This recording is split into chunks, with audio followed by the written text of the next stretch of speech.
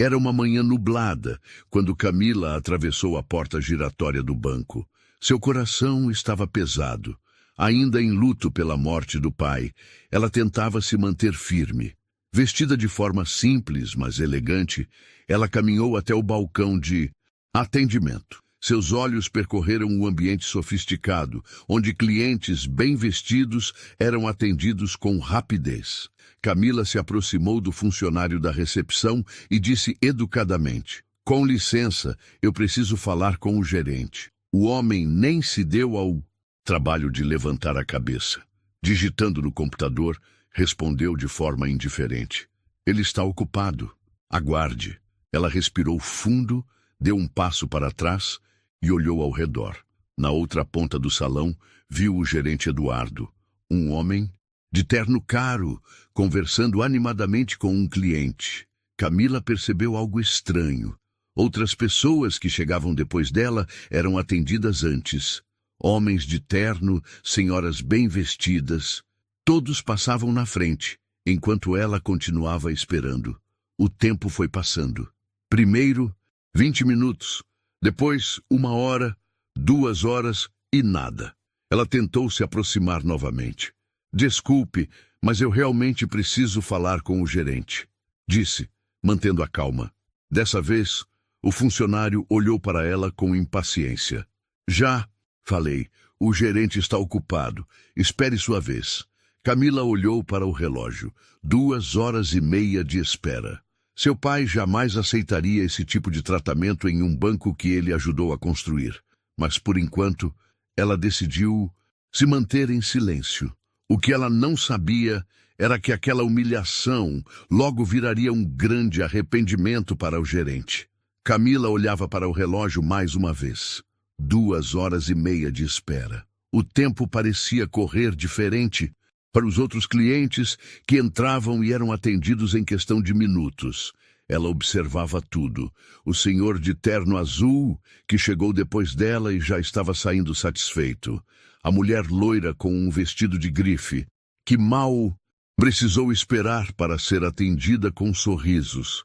Até mesmo um jovem bem vestido, carregando uma maleta, foi chamado antes dela. E Camila apenas esperava. Os funcionários sequer olhavam para ela. Quando tentava se aproximar da recepção, os atendentes fingiam estar ocupados, digitando no computador ou reorganizando papéis. Ela respirou fundo, tentando manter a paciência, mas a cada minuto que passava, sua indignação crescia. Ainda assim, decidiu tentar mais uma vez. Se levantou e caminhou até o balcão. "Desculpe, mas eu realmente preciso falar com o gerente", disse, mantendo a voz calma. O atendente ergueu os olhos e, pela primeira vez, a olhou de verdade. Ele analisou suas roupas simples, seu rosto jovem, sua pele negra. Seu olhar dizia tudo. "Você não tem nada para fazer aqui." "Já falei, o gerente está ocupado, tem que esperar", respondeu seco, voltando a olhar para a tela do computador. Camila não acreditava que estava passando por aquilo. Seu pai sempre dizia que aquele banco representava tradição, respeito e igualdade. Mas naquele momento, tudo o que ela sentia era desprezo vindo das pessoas ao seu redor. Mesmo assim, tentou mais uma vez. Dessa vez, foi direto ao gerente, Eduardo, que terminava uma conversa animada com um cliente importante. Ela esperou ele terminar de rir e decidiu falar. "Com licença, senhor Eduardo, preciso conversar com o senhor." Eduardo olhou para ela com irritação. O sorriso que tinha no rosto desapareceu. "Assuntos bancários são tratados no atendimento ao cliente", disse impaciente. "Eu já tentei, mas se não tem conta aqui, sugiro que volte outro dia", cortou Eduardo, nem deixando que ela terminasse a frase. Camila ficou parada por um momento. Aquelas palavras ecoaram em sua mente.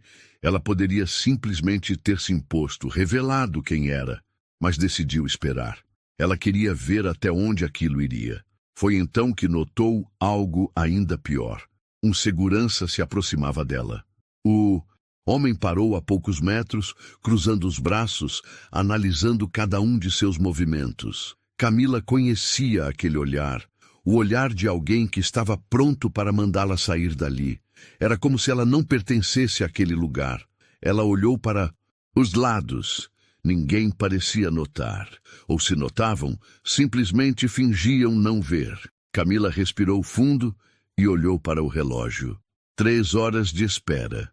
Ela estava prestes a desistir, quando as portas do banco se abriram e um grupo de homens de terno entrou no salão. A expressão de Eduardo mudou na hora. Seu rosto, antes irritado e impaciente, se iluminou em um sorriso profissional e bajulador. O jogo estava prestes a virar. Assim que as portas do banco se abriram, um grupo de homens de terno entrou com passos firmes. Eram os membros do Conselho Administrativo, a alta cúpula que comandava o banco. Eduardo, que até então ignorava Camila, se transformou na hora. "Senhores, que honra recebê-los!" disse ele, apressando-se para apertar as mãos dos executivos. O grupo caminhava decidido até que um dos homens, de cabelos grisalhos e porte elegante, parou abruptamente. Seu olhar se fixou em Camila, ainda sentada no canto do salão. Era o Sr. Almeida, um dos diretores mais respeitados do banco e amigo pessoal do falecido pai de Camila. "Camila!" exclamou ele, abrindo um sorriso genuíno. Eduardo franziu a testa. "Camila? Como assim?" Os outros membros do conselho também pararam e se viraram para ela, demonstrando respeito e surpresa. "Estávamos esperando você", continuou o Sr. Almeida, caminhando até a jovem e segurando suas mãos com gentileza. "Meus pêsames pelo seu pai. Ele era um grande homem." Naquele instante, o banco inteiro pareceu silenciar. Funcionários e clientes olhavam para a cena sem entender. Quem era aquela garota simples que foi ignorada por tanto tempo, mas agora era recebida com tanta reverência? Eduardo sentiu um calafrio subir pela espinha. "Perdão, Sr. Almeida", disse ele, forçando um sorriso. "Essa jovem, ela está com o senhor?" O homem virou-se e olhou para o gerente com seriedade. "Eduardo, você não leu o comunicado interno? Ela é a nova maior acionista do banco, a filha do Sr. Roberto Vasconcelos." Eduardo sentiu o chão desaparecer. Ele ignorou, menosprezou e humilhou por horas a herdeira do homem que possuía a maior parte das ações do banco. Seu rosto ficou pálido. Eu não sabia", balbuciou, olhando desesperado para Camila. Mas era tarde demais. O jogo havia virado. Eduardo sentia o suor escorrer pela testa. Seu corpo estava rígido e sua mente tentava desesperadamente encontrar uma maneira de se justificar.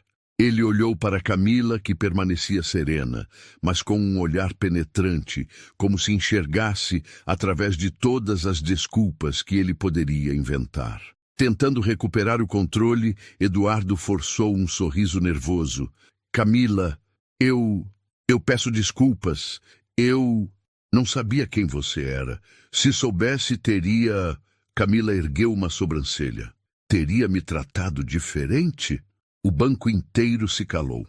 Todos os funcionários, clientes e até mesmo os seguranças agora observavam a cena com atenção. Eduardo tentou consertar a situação. "Não, quer dizer sim. Digo, não dessa forma." Ele estava completamente perdido. O Sr. Almeida cruzou os braços e encarou o gerente com decepção. "Então você admite que julga as pessoas pela aparência?" Eduardo engoliu seco. O silêncio foi ensurdecedor. "Eduardo", continuou o Sr. Almeida, "nosso banco sempre pregou a inclusão e o respeito. E agora, diante de todos, você acaba de demonstrar exatamente o contrário." Eduardo baixou a cabeça.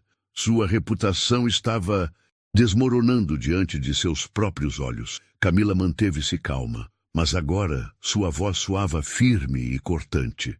"Você me ignorou por horas. Não porque eu não era importante, mas porque na sua visão eu não parecia importante. E isso diz muito mais sobre você do que sobre mim." O impacto das palavras pesou no ar. Eduardo queria desaparecer. O senhor Almeida então respirou fundo e olhou para os outros membros do conselho. Senhores, creio que já temos uma decisão. A postura de Eduardo vai contra os valores do nosso banco e não podemos permitir que alguém assim continue em um cargo de liderança. Eduardo arregalou os olhos. Não, por favor, eu trabalhei tanto para chegar aqui, mas a decisão já estava tomada. A partir de hoje, Eduardo será removido do cargo de gerente e realocado para um posto inferior, anunciou o senhor Almeida. O desespero tomou conta do rosto de Eduardo. Ele queria implorar, queria argumentar, mas sabia que não tinha mais nada a dizer. Ele havia cavado sua própria cova. Eduardo sentia o peito apertado. Seu rosto estava quente e suas mãos tremiam levemente.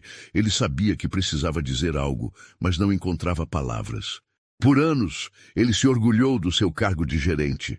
Andava pelo banco como se fosse o próprio dono, escolhia quem merecia sua atenção, julgava os clientes pelo que vestiam e como falavam. E agora, diante de todos, havia sido reduzido a nada. Ele olhou para Camila mais uma vez, tentando buscar um olhar de compaixão, algo que aliviasse a vergonha que queimava em sua pele. Eu não sabia, murmurou, a voz falhando. Camila, que até então havia se mantido calma, ergueu os olhos para ele. E isso deveria fazer diferença? Perguntou sem alterar o tom de voz. Eduardo abriu a boca, mas não conseguiu responder. O banco estava em completo silêncio. Funcionários pararam o que estavam fazendo. Clientes fingiam olhar seus celulares, mas estavam atentos a cada palavra. Até os seguranças, que antes observavam Camila com desconfiança, agora estavam parados, sem saber como reagir. Camila deu um passo à frente. Agora falava não apenas com Eduardo, mas com todos ali. Eu esperei 3 horas. 3 horas sendo ignorada, enquanto você atendia outras pessoas que, na sua cabeça, eram mais importantes. Eduardo olhava para o chão, incapaz de encará-la. Você me ignorou não, porque eu não era uma cliente, mas porque na sua visão eu não parecia alguém importante o suficiente para merecer seu tempo. Um arrepio percorreu o corpo de Eduardo. Ela estava certa. Camila respirou fundo e olhou ao redor. O que me choca não é apenas o que aconteceu comigo. É pensar em quantas outras pessoas já passaram por isso e não tiveram ninguém para testemunhar. O impacto daquelas palavras fez alguns funcionários desviarem o olhar. Alguns clientes murmuraram. Entre si, ela voltou a olhar para Eduardo. Sabe o que meu pai sempre dizia? Eduardo, engolindo em seco, apenas balançou a cabeça em negativa. Ele dizia que o verdadeiro caráter de alguém não se mede pela forma como trata os superiores, mas pela maneira como trata aqueles que ele acredita serem inferiores. Mais uma vez, um silêncio pesado tomou conta do ambiente.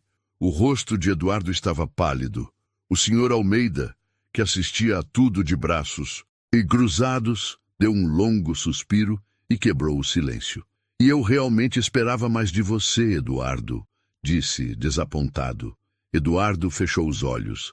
A realidade finalmente o atingiu com força. O ar dentro do banco estava pesado. Nenhum funcionário ousava falar. Nenhum cliente se movia. Todos apenas assistiam, esperando pelo que aconteceria a seguir. Eduardo, ainda sem palavras, sentia o corpo ficar cada vez mais tenso.